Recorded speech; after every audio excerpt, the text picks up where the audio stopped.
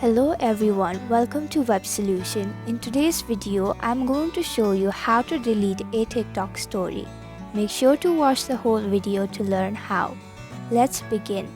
First, open up TikTok on your mobile device. Now you can tap on the profile icon at the bottom right of your mobile screen. Now you can go ahead and tap on your profile picture. You can now see the story that you have posted on TikTok. Click on the three dots at the bottom right of your screen. Tap on the delete icon. Select delete. And that's it. This is how you delete a TikTok story.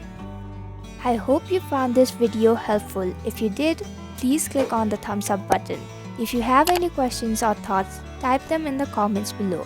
And don't forget to subscribe to our channel for more updates. Click the bell icon too so you'll know when we post a new video. We'll be back with another video soon. Thanks for watching.